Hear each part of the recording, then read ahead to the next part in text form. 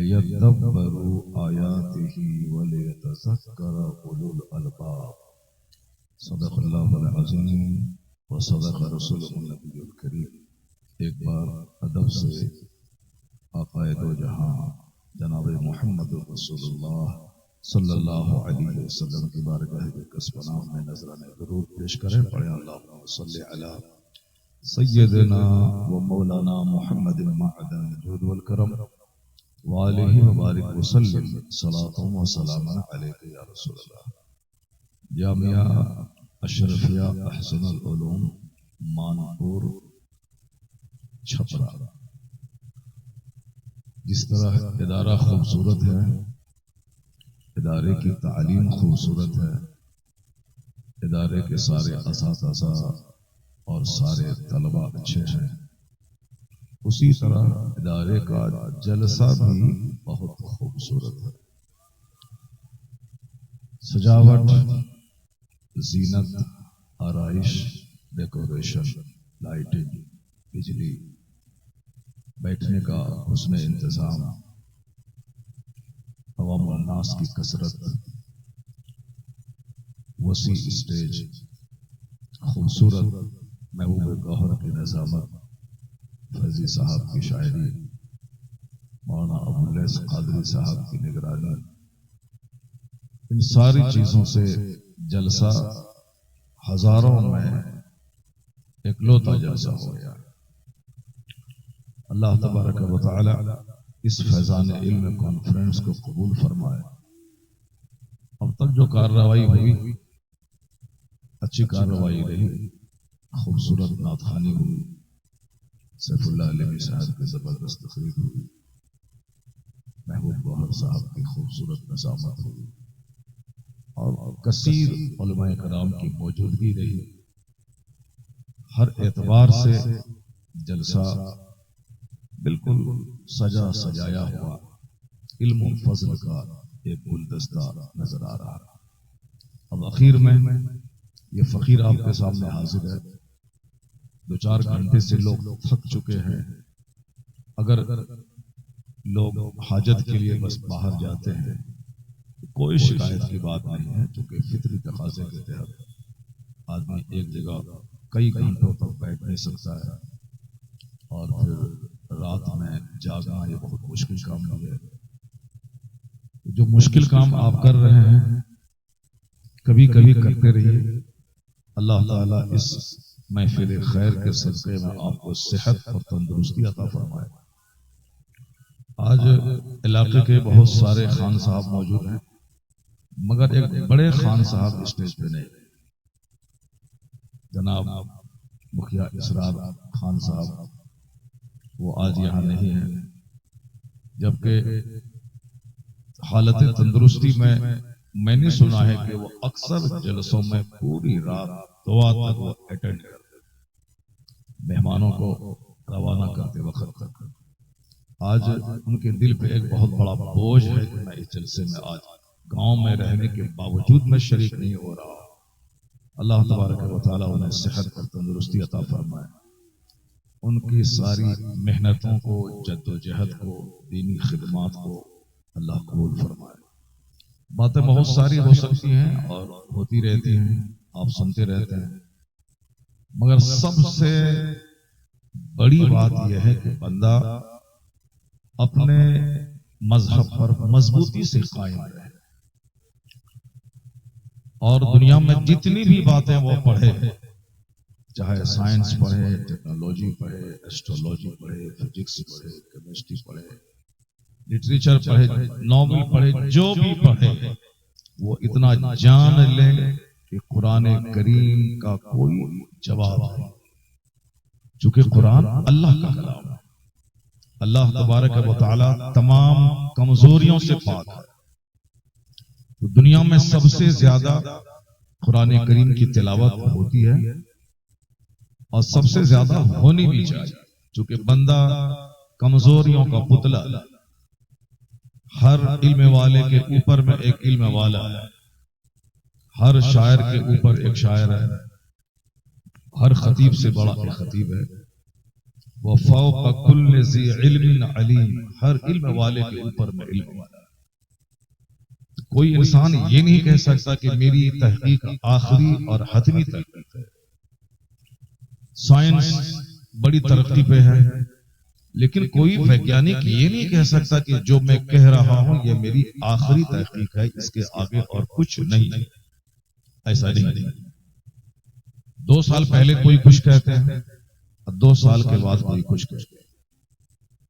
16ویں صدی میں ایک ویگیانک نے کہا کہ زمین حرکت میں ہے، سورج ٹھہرا ہوا۔ 18ویں صدی میں سر فریڈرک ولیم ہرشل پیدا ہوئے، اس نے کہا کہ نہیں، غلط ہے، زمین ساکن ہے، ٹھہری ہوئی ہے، سورج ایک انجام ٹھکانے کی طرف مہک گردش ہے۔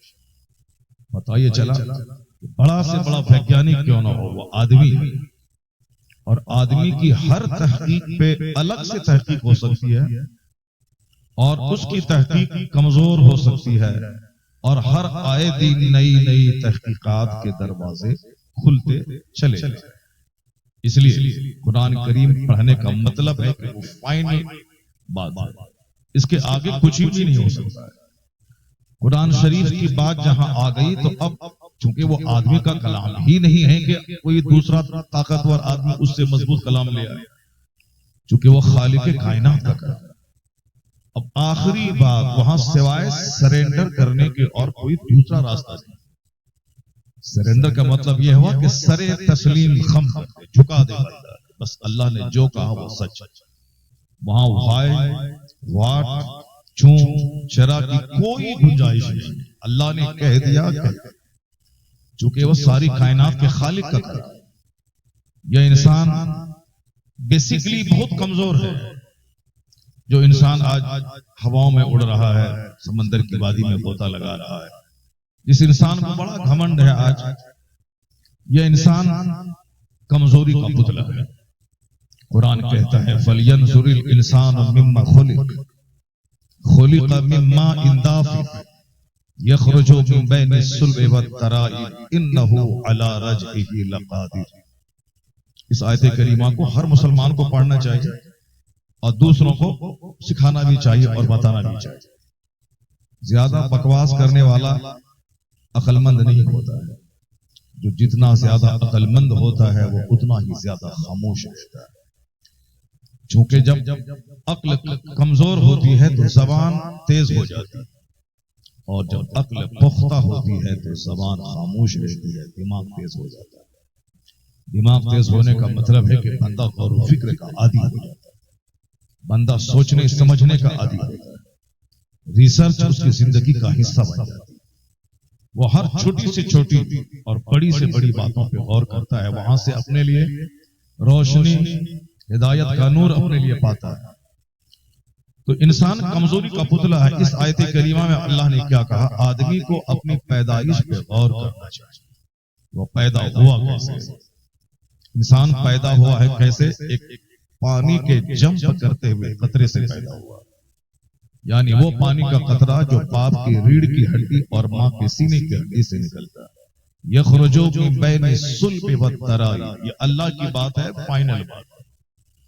کوئی دوسرا خدا ہے ہی نہیں جو اس سے زیادہ کوئی مضبوط بات لا سکے۔ خدا وحدہ لا شریک ہے، اس کا کلام بھی بالکل وحدہ لا شریک ہے، اس کو کلام کا کوئی جواب ہی نہیں۔ جو کہہ دیا وہ آخری بات ہے۔ بندہ بھلے ہی آج بولے کہ صحیح نہیں ہے، مگر 10 سال کے بعد اس کو بولنا پڑے گا کہ بات وہی سچ ہے جو خالق کائنات ہے۔ اس لیے سب سے زیادہ قرآن پڑھا جانا چاہیے، اور سب سے زیادہ قرآن پڑھے جانے والے کو عزت دینی چاہیے۔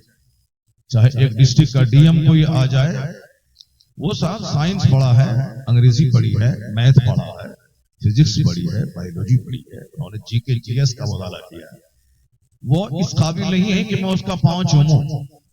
اگر کوئی ذلیل آدمی ایک ڈی ایم کا پاؤں چومتا ہے تو سمجھ لیں کہ 99.9% مفاد وابستہ ہے۔ 2 روپے کی خاطر نوکری کے شوق میں یا اپنا ٹھیکہ لینے کے لیے کسی وجہ سے اس کا پاؤں چومتا ہے۔ ایسا ہے ہی نہیں کہ ایک آدمی میتھ پڑھے اس کا پاؤں چوما جائے، ایک آدمی فزکس پڑھے اس کا ہاتھ چوما جائے۔ نہیں، انہوں نے پڑھائی کی ہے، نوکری ملی ہے، اب وہ سماج کی سیوا کرے، ڈسٹرکٹ کی خدمت کرے، لیکن اس قابل نہیں ہے کہ اس کے ہاتھ کو بوسہ دیا جائے۔ ہاتھ کو بوسہ دیا جاتا اس کا جو اپنے سینے میں قرآن اور حدیث کا علم رکھتا ہے، جو اللہ کے کلام کو اپنے سینے میں محفوظ کر لے اور اللہ کے کلام کو سمجھ لے، عالم اور فقیہ بن جائے، وہ جان لے، وہ خود اس بات کا احساس کرے کہ اللہ نے وہ نعمت ہم کو دی ہے جس کا کوئی بدل نہیں ہے دنیا میں۔ 1000 ایکڑ زمین کا جوتنے والا لینڈ لارڈ تو ہو سکتا ہے، وہ زمیندار تو کہلا سکتا ہے، لیکن نائب پیغمبر کبھی نہیں کہلا سکتا۔ نائب پیغمبر وہ کہلاتا ہے بھلے ہی وہ کرائے کی دکان کے گھر پر، بھلے ہی وہ صاحب مزدوری کرنے والے کا بچہ ہو، لیکن اگر فقیہ ہے، عالم دین ہے، تو اس روئے زمین کا سب سے بڑا اعزاز کہ وہ نائب رسول، نائب پیغمبر کہلاتا ہے۔ تو اب اگر اتنی بڑی نعمت اللہ نے دی ہے، اگر وہ نائب پیغمبر ہے، فقیہ ہے تب، اور اگر ایسی ہی بھولیا بنایا ہوا ہے، جیسے گاؤں سماج میں جھولا چھاپ ڈاکٹر ہوتے ہیں، صاحب چھپرا گیا، 2-3 مہینے رہا، انجیکشن دینا سیکھ گیا، اور کروسین، ڈائجین ساری دوائیوں کو جان گیا، اب وہ موٹر سائیکل میں ایک ڈبے میں دوائی رکھ کے گاؤں گاؤں گھوم رہا ہے، ڈاکٹر صاحب ڈاکٹر صاحب ڈاکٹر صاحب۔ تو اب آدمی پڑھتا ہے، لکھتا ہے، نیٹ نکالتا ہے، اور پھر MBBS کا 5 سالہ کورس مکمل کرتا ہے، تب وہ ڈاکٹر کہلاتا ہے۔ اب یہاں 3 مہینے میں گئے اور ڈاکٹر کہلاتا ہے۔ تو اب یہ ڈاکٹر وہ ڈاکٹر، دونوں میں زمین آسمان کا فرق ہے۔ اسی طرح سے ایک ہے کہ مدرسہ میں گئے، قرآن خوانی کیا، جہاں گھومے وہاں گھومے، بس پگڑی لپیٹ لیا اور ہمیں چلے آئے، مولانا صاحب کہلاتا ہے۔ جیسے جھولا چھاپ ڈاکٹر ہے، ویسے ہی یہ مولانا صاحب، نہ پڑھا نہ لکھا، بس پگڑی دستاربندی ہو گئی، اب مولوی صاحب۔ یہ جھولا چھاپ عالم فقیہ نہیں، جو حقیقت میں فقیہ ہے، جو حقیقت میں عالم ہے، رہے کوئی خان صاحب، رہے کوئی سید صاحب، رہے کوئی صاحب، کوئی بھی صاحب رہے ہو، لیکن فقیہ جو حقیقت میں عالم ہے، وہ کبھی یہ نہ سمجھیں کہ اللہ نے مجھ کو بلیٹ نہیں دیا، اللہ نے مجھ کو اپنا گھر نہیں دیا، اللہ نے مجھ کو اپنا مال، اپنا مارکیٹنگ کمپلیکس نہیں دیا۔ وہ جان لے کہ دنیا کی سب سے بڑی نعمت اللہ نے اس کو دے دی۔ سرکار دو جہاں علیہ السلام پیغمبر اعظم ہے، عالم باعمل فقیہ، نائب رسول کہلاتا ہے۔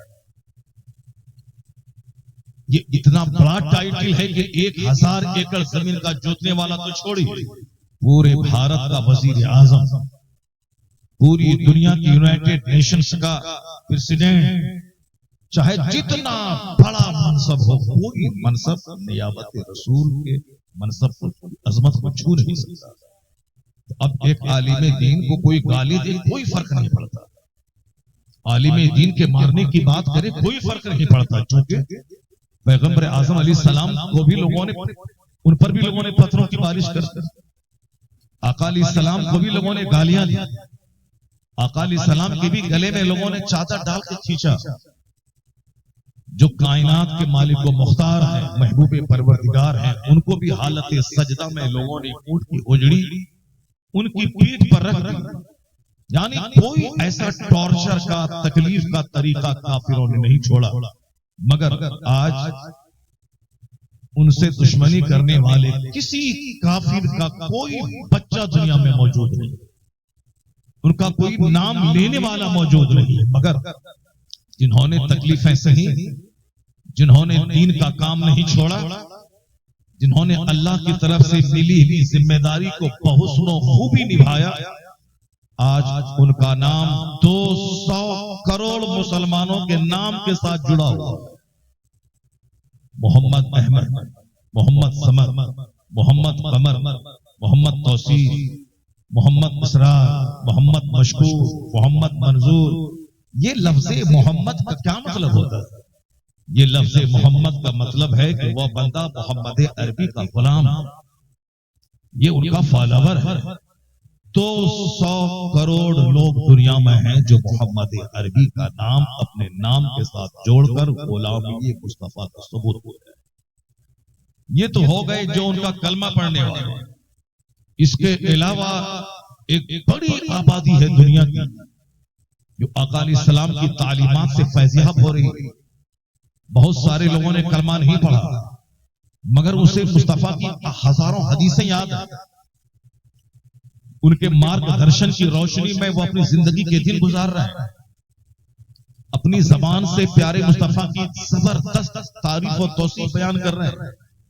हम लोग चूंकि नेगेटिव बातों पे ज्यादा दौड़ते हैं, इसलिए कोई लुच्चा लफंगा मेरे पैगंबर के खिलाफ बोलता है तो हम लोग गुस्से में आ जाते हैं, सड़कों पे आते हैं, सामने वाली पुलिस पे पत्थर फेंकते हैं, जबकि गाली कोई महाराष्ट्र का कोई एक पापी पाखंडी दिया, लेकिन हम उसको सामने वाली पुलिस को पत्थर मारने लगते हैं।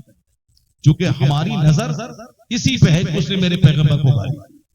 एक बंदा गाली दिया, 1000 बंदा है जो हमारे पैगंबर की तारीफ रोजाना करता है।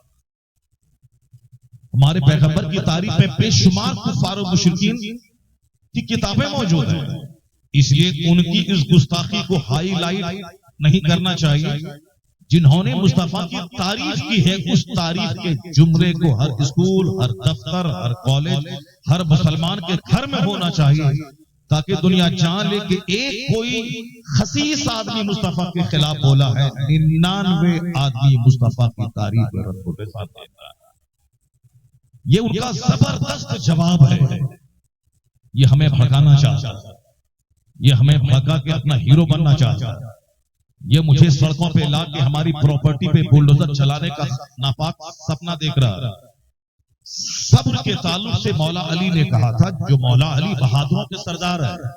ऐसा नहीं कि सब्र का मतलब बुज़दिली है। मौला अली बहादुरों के सरदार का नाम, मौला अली मुश्किल कुशा शेर खुदा का नाम, मौला अली सैफुल्लाह अल्लाह की तलवार का नाम, मौला अली इस्लामी शानो शौकत बुलंद करने वाले प्रे फाइटर का नाम, मौला अली जिसके बारे में आला हजरत ने कहा कि वो मैदान जंग में जब होते थे तो मौला अली को सलाम करने के लिए दुश्मनों की तलवारों के सर झुके रहते। बहरे तस्लीम में अली मैदान में सर झुके रहते हैं तलवारों। ये आला हजरत ने कहा, बहरे तस्लीम में अली मैदान, मौला अली को सलाम करने के लिए मैदान में तलवारों के सर झुके रहते। इतने बड़े मुजाहिद। उन्होंने क्या कहा कि दुनिया में जिंदा रहने के लिए ईमान और सब्र दोनों में गहरा संबंध है। जहां ईमान है वहां सब्र है, जहां सब्र नहीं है वहां ईमान भी नहीं। जिस तरह सर है और ये धड़ दोनों मिलने के बाद जिस्म तैयार हो, सोचने समझने की सारी सलाहियतें ब्रेन में, और आदमी के हाथ पांव सारे पार्ट्स को कंट्रोल करने वाला ये हेड है, ये सर है, ये सरदार है। इसलिए हेलमेट पहनने का आदेश है कि अगर हाथ टूटे, पांव टूटे, सब कुछ भी टूटे, सबका मुनासिब इलाज है। और बंदा चाहे व्हील चेयर पे रहे मगर वो जिंदा रहेगा। मगर ये ब्रेन ही अगर खतरे में पड़ जाए तो बंदा वो नाकारा है, मुर्दे से पत्थर है। चूंकि सोचने समझने की सलाहियत खत्म हो जाए तो वो जिंदा रहने के बावजूद मुर्दे से पत्थर है। इसलिए ब्रेन सलामत रहना चाहिए। ये ब्रेन ही है जो सारे पार्ट को गाइड करता है। ये ब्रेन हेड है, सरदार है सारे जिस्म का। मौला अली कहते हैं कि सर है मगर जिस्म नहीं है तो सर बेकार है, और जिस्म है अगर सर नहीं है तो धड़ बेकार है। तो दोनों के मिलने से एक जिस्म बनता है। कहते हैं कि ईमान और सब्र, ये दोनों के मिलने से एक कामयाब वजूद तैयार होता है। जहां ईमान है वहां कंप्लीटली सब्र करना होगा। कोई अल्लाह को गाली देगा, सब्र करना होगा। कोई हुजूर की तौहीन करेगा, सब्र करना होगा। कोई कुरान के खिलाफ बोलेगा, सब्र करना होगा। कोई नमाज के खिलाफ बोलेगा, सब्र करना होगा। जैसे एक खबीस साहब मरदूदा, अभी कल परसों की न्यूज है, उन्होंने सवाल किया कि साहब पानी सेफ वाटर का ऐलान पूरी दुनिया में हो रहा है, पानी बचाइए, पानी बचाइए, पानी की किल्लत हो रही है। ये 5 वक्त वजू में पानी बर्बाद करना, ये इस्लाम का कौन सा कानून है? یہ نہانا، غسل کرنا، اچھی طرح سے پاکی حاصل کرنا، پانی کو بہانا، یہ کون سا طریقہ ہے؟ یہ نیچرل ریسورسز کے خلاف کھلواڑ ہے کہ آپ پانی کو آپ گھٹانا چاہتے ہیں، جبکہ اس خبیثہ کو یہ سوچنا چاہیے کہ وضو کرنا ہے نماز پڑھنے کے لیے، نماز عبادت ہے اس کی جس نے ہمیں پانی دیا، جس نے ہمیں سمندر دیا. تو اگر ہم دنیا کے کام کرنے کے لیے، گاڑی واش کرنے کے لیے اگر ہم ہزاروں لیٹر پانی بہاتے ہیں، اگر ہم نے 2 لیٹر پانی دینے والے خدا کی عبادت کے لیے میں نے وضو میں صرف کر دیا تو تعجب کی کیا بات؟ 1-2 لیٹر کیا، اگر ہزاروں لیٹر اگر وضو پہ خرچ کرنا پڑے تو خرچ کر دے. یہ فضول خرچی نہیں، یہ عین عبادت، کیونکہ جو پانی دینے والا ہے میں اسی پانی دینے والے کی عبادت کر رہا ہوں. اب پانی کے گھٹنے کا کوئی سوال نہیں ہے. دنیا کا 75% حصہ سمندر کا، اور وہ سمندر کے نمکین پانی کو قابل استعمال بنانے کے لیے اللہ نے بندوں کے دماغ میں تحقیق دے دی، اور بندے اس فارمولے کا استعمال کر کے سمندر کے کھارے پانی کو استعمال کے قابل بنا رہے ہیں. آج عرب ممالک میں بالخصوص حرمین طیبہ کروڑوں لیٹر پانی وضو پہ خرچ ہو رہا ہے. یہ پانی وہی سمندر کا سالٹیٹ واٹر ہے جس کو سویٹ بنا کر کے پیش کیا جاتا ہے. سارے فارمولے اللہ رب العزت کی طرف سے بندوں کے دماغ میں ڈالے جاتے ہیں. پہلے 100 ایکڑ زمین میں کھیتی ہوتی تھی اور آبادی مختصر تھی، پھر بھی لوگوں کو چاول نہیں ملتا تھا کھانا، لوگوں قاعدے سے روٹی نہیں ملتی تھی. لوگ باجرے کی روٹی استعمال کرتے، لوگ مڑوا کی روٹی استعمال کرتے، لوگ الگ الگ علاقوں میں الگ الگ نام دیا جاتا ہے اس کو. لوگ کونی کی روٹی استعمال کرتے تھے، مکئی کی روٹی استعمال غریبوں کی روٹی، مڑوا کی روٹی غریبوں کی روٹی، مالداروں کی روٹی گیہوں کی نفیس روٹی. یہ روٹی نہیں ملتی تھی. مگر آج 1 کٹھا زمین میں سال بھر کھانے کے لیے دانے کو لوگ اپجاتے ہیں، اس کی پیداوار کرتے ہیں. یہ کون ہے؟ آبادی تھی 1 کروڑ کی، دانے کی قلت تھی، اور آبادی ابھی دنیا میں ہے 1200 کروڑ کی آبادی. ابھی دنیا میں 1200 کروڑ لوگ کم و بیش ہیں، لیکن کھانے کی وہ فراوانی ہے. ولیمہ میں دانے کی بربادی، لنگر میں دانے کی بربادی، یہ صاحب بھنڈارا میں لنگر کی بربادی، یہ ہوٹل میں لنگر کی کھانے کی بربادی. یعنی ہوٹل میں، ولیمہ میں، لنگروں کے نام پہ، بھنڈارا کے نام پہ دانے کی وہ بربادی ہے. صاحب 2-2 ہزار روپے کی پلیٹ شادی میں کھلائی جا رہی ہے، اس میں آدھی تیری آدھی میری لوگ کر رہے ہیں. پہلے آبادی مختصر سی، دانے کی قلت ہے، اور آبادی ابھی 1200 کروڑ دنیا میں ہے. دانے کی وہ فراوانی ہے کہ لوگ کھاتے کم ہیں، پھینکتے زیادہ. کون ہے جو پہلے 100 ایکڑ زمین میں اتنی فصل دیتا تھا کہ سال میں تنگی ہو جاتی تھی، اور آج 1 بیگھا زمین میں اتنی فصل وہ دے رہا ہے کہ 50 آدمی کے کھانے کے لیے کافی ہوتا ہے. تو اے بندہ، تو سوچ مت، تو صرف اپنے خالق کی عبادت کر، تو آبادی کم رہے کھلانے والا وہی خدا ہے. آبادی ہزاروں کروڑ کی ہو جائے کھلانے والا وہی ہے. آبادی مختصر رہے یہ زمین پہ وہی آباد کرنے والا ہے. آبادی خربوں کی ہو جائے یہی زمین اس کے لیے کافی ہو جائے گی. حضور نے کبھی کہا تھا کہ حج کرنے والے لوگ جتنے بھی آ جائے وادی مینا میں، مینا کی وادی ماں کے یوٹیرس رحم بچہ دانی کی طرح، جب بچہ 1 دن کا ہوتا ہے، جب وہ پانی کے 1 قطرے کی صورت میں وہ اسی بچہ دانی میں رہتا ہے، اور جب بچہ 3 kg کا ہو جاتا ہے، اس کے ہاتھ، اس کے پاؤں، اس کی آنکھ، اس کی ناک، سارا پارٹ تیار ہوتا ہے، وہ اسی بچہ دانی میں رہتا ہے. 1 قطرہ پانی کی مانند ہے تو اسی میں، 3 kg کا ہو جائے وہ اسی بچہ دانی میں ہے. تو وادی مینا ماں کی بچہ دانی کی طرح ہے کہ 1 لاکھ حاجی آئیں تو بھی وہاں رہیں، اور 100 کروڑ حاجی آ جائیں تو بھی وادی مینا میں سما جائیں. سبحان اللہ، سبحان اللہ. نعرہ تکبیر، نعرہ رسالت.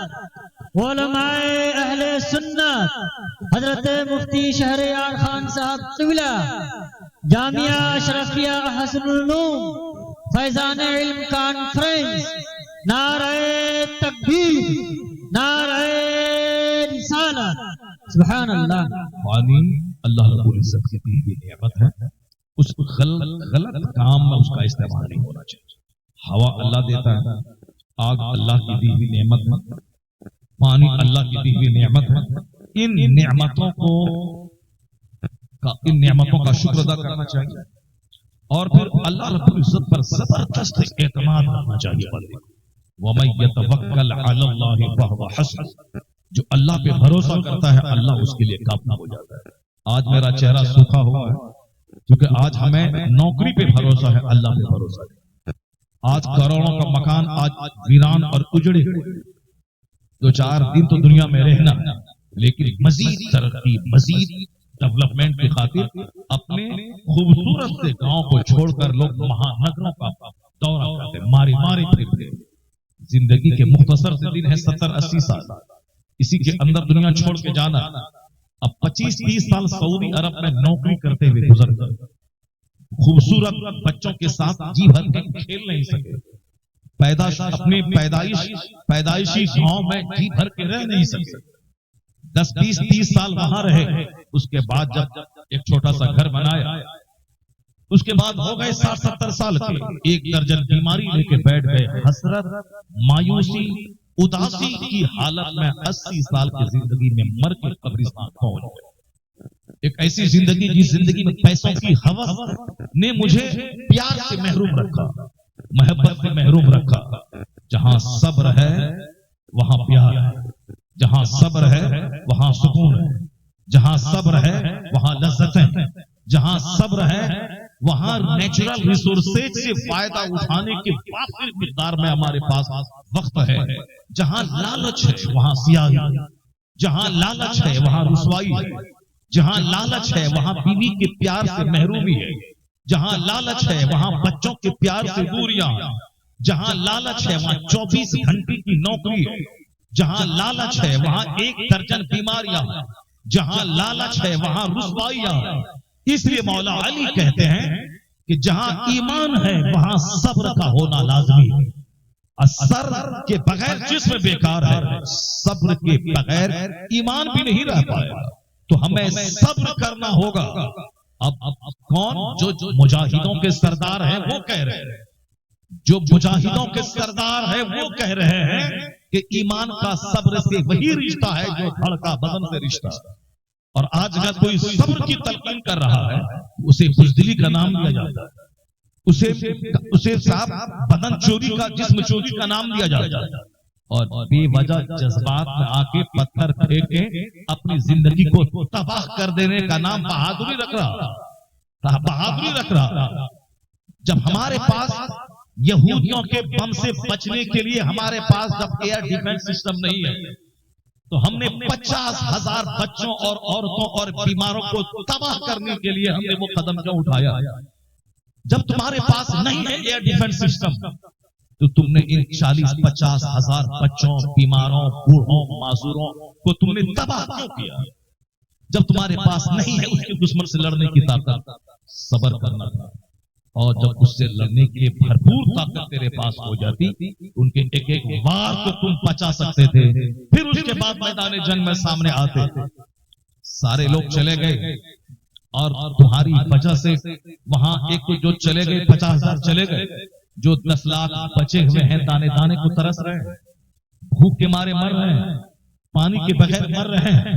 یہ اور بات ہے کہ جو لوگ حالت ایمان میں دنیا سے ان کافروں کے حملے میں چلے گئے، ہم حالت ایمان میں گئے، ہم اسے شہید کہتے ہیں، ہم اسے جنتی کہتے ہیں، ہم اسے شہید کہتے ہیں۔ جن کا ارادہ نیک تھا ان کے ارادے کی پاکیزگی کی وجہ سے ہم کبھی اس کو ادھرت نہیں کرتے ہیں، مگر حکمت کوئی چیز ہے، مصلحت کوئی چیز ہے، حکمت کے بغیر ایسے نہیں۔ قرآن نے یہ نہیں کہا، قرآن کہا وَلَا تُلْقُوا أَيْدِيكُمْ إِلَى التَّهْلُكَةِ، اپنے آپ کو ہلاکت میں مت ڈال۔ ایسا نہیں کہ سانپ کیا کرے گا، موت دینے والا اللہ تعالیٰ ہے، سانپ کے منہ میں ہاتھ ڈال دو کچھ نہیں ہوگا، اللہ تعالیٰ ہے۔ یہ بہادری نہیں، بہادری یہ ہے کہ سانپ سے اپنے آپ کو بچانا، سانپ سے اپنے آپ کو بچانا۔ اگر سانپ کاٹ لے اگر وہ مومن ہے تو شہادت کی موت ہوتی، لیکن سانپ کے منہ میں کوئی انگلی دے دے تو وہ پھانسی کے پھندے پہ لٹکنے والے مجرم کی طرف خوشی کرنے والا ہو، وہ حرام موت مرے گا، جیسے زہر کھا کے کوئی مر گیا، پھانسی کے پھندے پہ لٹک گیا، ندی میں سفر کر رہا تھا، ندی میں ڈوب گیا، شہید کہتا ہے۔ لیکن اگر کوئی جان بوجھ کے ندی میں چھلانگ لا کے مر جائے، وہ خودکشی کرنے والا، پوری موت مرنے والا جہنمی کہتا ہے۔ اس لیے اگر کافر پیچھے سے مار دیا میں شہید ہوں، لیکن اگر ہمیں اس سے لڑنے کی طاقت نہیں ہے، اس کے باوجود میں لاکھوں آدمی کی جان کو ہلاکت میں ڈالنے کے لیے میں اس سے ٹکرا جاؤں، یہ خودکشی کے مترادف ہے، یہ سوسائڈ کے مترادف ہے۔ اسلام نے صبر کا پیغام دیا ہے۔ ہاں، جب وقت آ جائے جہاد کا، اس وقت نماز سے بڑی عبادت جہاد ہے، اس وقت میں حج سے بڑی عبادت جہاد ہے، اس وقت روزے سے بڑی عبادت جہاد ہے، اس وقت گھر میں بیٹھنے والا بھگوڑا، میدان جنگ سے بھاگنے والا بھگوڑا کوئی عبادت قابل قبول نہیں ہے۔ جب جنگ چھڑ جائے مشرکین سے، اس وقت کوئی میدان جنگ سے جان چرانے کے لیے بھاگتا ہو تو بھگوڑا، اس کا نہ کوئی فرض قبول ہوگا، نہ کوئی اس کا نفل قبول ہوگا۔ وہاں اگر مر جائے تو شہید اور بچ جائے تو غازی۔ اس حالت میں ہر کوئی جنگ کا اعلان نہیں کرے گا، جہاد کا اعلان فقیہ وقت کرے گا، جہاد کا اعلان بادشاہ اسلام کرے گا، جو بادشاہ اسلام ہے وہ جہاد کا اعلان کرے گا۔ ایسا نہیں کہ جو بھی ہے جہاں ہے وہ اپنے من سے جہاد کا اعلان کر دے اور اپنے آپ کو تباہی اور بربادی میں ڈال دے۔ مولا علی مجاہدین کے سردار ہے، اس نے کیا کہا؟ ایمان کا صبر سے وہی رشتہ ہے جو سر کا دھڑ سے رشتہ ہے، ہر موقع سے صبر کرنا پڑے گا، وہی رشتہ۔ اب ذرا غور سے میری بات سن، میں یہ کہنا چاہتا ہوں کہ جن لوگوں نے میرے مصطفیٰ کو گالی دی، اس کے خلاف ناراضگی کا یہ طریقہ نہیں کہ ہم میدان میں آ جائیں اور سامنے والی پولیس کو پتھر مار کر کے اپنی ساری گھروں میں آگ لگوا دیں، سبوں کو تباہ و برباد کروا دیں۔ گالی ایک بندے نے دی اور ہمارے ہزاروں گھروں میں آگ لگا دی، یہ بہادری نہیں۔ بہادری ہے اگر کوئی راستہ چلتا ہوا جاہل، راستہ چلتا ہوا سماج کا سڑا ہوا آدمی جس کی کوئی حیثیت نہیں، اگر وہ قرآن کے خلاف بول رہا ہے کوئی جواب، اگر وہ پیغمبر کے خلاف بول رہا ہے تو کوئی جواب نہیں ہمارے پاس۔ وَإِذَا خَاطَبَهُمُ الْجَاهِلُونَ قَالُوا سَلَامًا، قرآن کہتا ہے اہل ایمان کی نشانی پہچان، جب مسلمان جب جاہلوں کے پاس سے گزرتے ہیں، جب جاہل اس سے مخاطب ہوتے ہیں تو وہ دور سے سلام کہتے اور راستہ چل دیتے، جاہلوں سے بات نہیں کرتے، جس کے پاس عقل نہیں ہے اس سے باتیں کر کے اپنے دماغ کو خراب نہیں کرتے۔ وَإِذَا خَاطَبَهُمُ الْجَاهِلُونَ قَالُوا سَلَامًا، بس دور سے ہی سلام اپنا چلتے بڑے اس سے بھیجتے۔ ادیب اگر کوئی بولے گا اس کا جواب ہمارا ادیب دے گا، اگر شاعر کوئی اسلام کے خلاف بولے گا اس کا جواب ہمارا شاعر دے گا، اگر کوئی ویگیانک اسلام کے خلاف بولے گا ہمارا ویگیانک اس کا جواب دے گا۔ ہم کسی کی گردن میں چادر ڈال کے مسجد میں نہیں گھسیٹ سکتے، ہمارے پاس صرف ہے کہ ہم حق بات بول دیں، ہم حق بول دیں۔ اگر حق پر جمع رہنا میرے لیے مشکل ہو جائے اس وقت اجازت ہے کہ ہم حق پہ قائم رہنے کے لیے ہم جہاد سے کام لیں۔ میں اپنے گھر میں ہوں، اگر کوئی ڈکیت ہمارے گھر پہ حملہ کر دے اس ڈکیت کو مارنا ظلم نہیں۔ اگر میں اپنے گھر میں ہوں، میری بہو بیٹی پہ کوئی اٹیک کر دے تو اس وقت اس کے ڈینے توڑنا، اس کے خلاف تلوار چلانا یہ کسی بھی سنویدھان میں برا نہیں ہے۔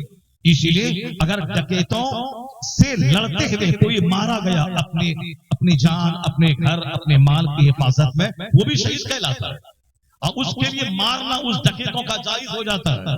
جیسے کوئی ہمارے گھر میں چور گھسے، چوری کرے، مارے، بہو بیٹی کی آبرو لوٹے، ہم کو نہیں مارنا چاہیے، یہ سب کے نزدیک بزدلی ہے۔ لیکن اگر کوئی ڈکیتوں سے لڑتا ہوا شہید ہو جائے یہ سب کے نزدیک شہادت ہے۔ اگر کوئی اپنی عزت پہ حملہ کرنے والوں کے خلاف جواب دے سب کے نزدیک بہادری ہے، یہ بہادری ہے۔ راستہ چلتے کوئی میرے خلاف بول دیا سڑک پہ مولانا ایسا ہے تو ہم پر یہ لازم نہیں ہے کہ ہم گھر سے فوری نکلیں اور سڑک پہ جا کے گلا تھام لیں اور کالر پکڑ کے ماریں کہ تم نے ہمارے خلاف کیوں بولا۔ جینا مشکل ہو جائے گا، دنیا میں زندہ رہنا مشکل ہو جائے گا۔ چونکہ غیبت کرنے والے اتنے ملیں گے کہ کس کس سے تو لڑے گا. تیرا شاگرد غیبت کر رہا, تیرا مرید غیبت کر رہا, تیرا نیتا غیبت کر رہا, تیری پرجا غیبت کر رہی, عوام غیبت کر رہے.